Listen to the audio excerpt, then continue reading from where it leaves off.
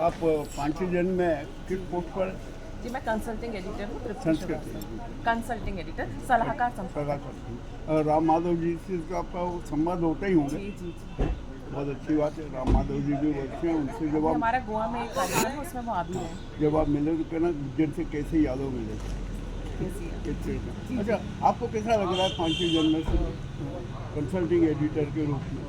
नहीं, बहुत ही अच्छा लग रहा है। पांचों जनों में कंसल्टिंग एडिटर के तौर पे एक तो राष्ट्र प्रथम की धारणा पे चलने वाली वो पत्रिका है, और कि हमारे भी विचार पत्रकारिता में रहते हुए भी अगर आप राष्ट्र प्रथम की भावना के साथ काम कर सकते हैं, तो पांचजन एक बहुत ही अच्छा प्लेटफॉर्म है जहां पर आपको देश से जुड़ी, संस्कृति से जुड़ी, सामाजिक मुद्दों से जुड़ी सभी बात रखने का पूरा मौका मिलता है, और आज समाज से जुड़ा हुआ भी अपने आप को महसूस कितनी करते हैं। भाषा में हो रहा है प्रकाशित?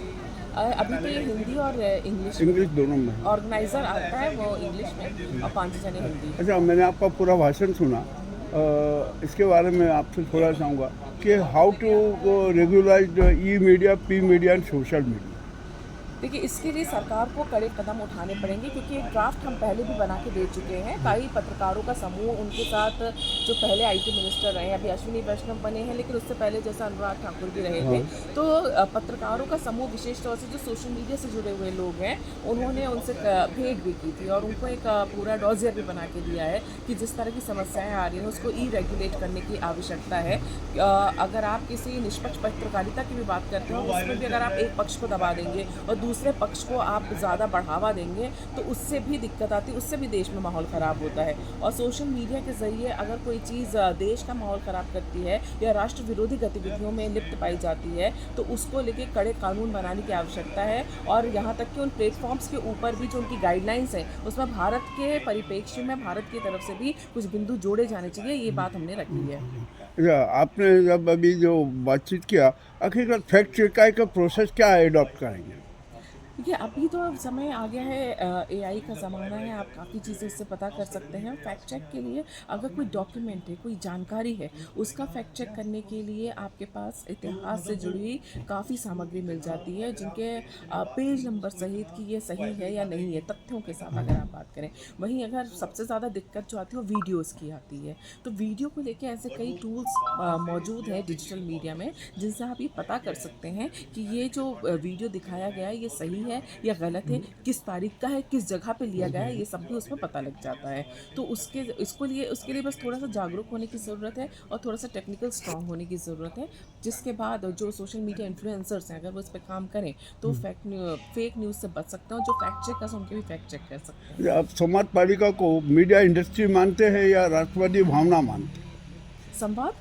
समाज पालिका जो अपना हाँ। मीडिया का है, हाँ जिसको हाँ। हम हिंदी नाम समाज पालिका कहते हैं, उसको आप उद्योग मानते हैं या उसको राष्ट्रवादी भावना मानते हैं?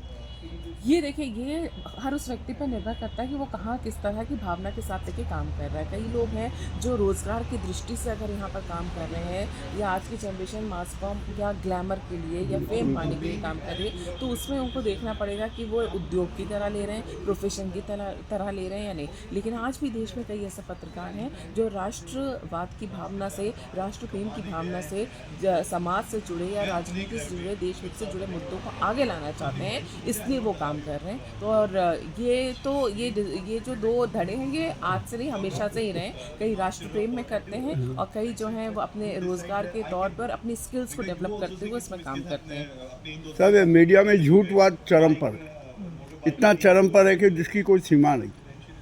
तो इसका आखिरकार नियंत्रण कैसे होगा, कैसे कंट्रोल करेंगे?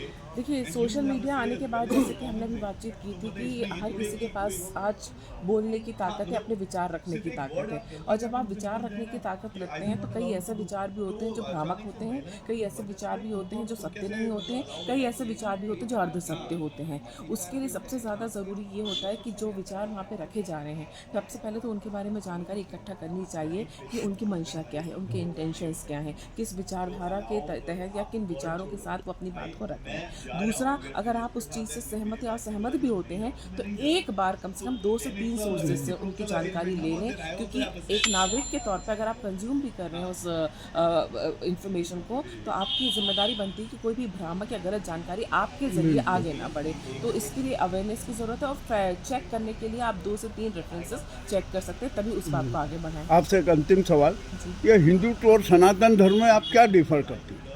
हिंदू तो एक वे ऑफ लाइफ है, जैसे कि सुप्रीम कोर्ट के गाइडलाइंस में लिखा गया है, और वो वे ऑफ लाइफ ऐसी है जिसमें सबके लिए जगह है, हर पंथ के लिए भी जगह है, हर विचार के लिए भी जगह है।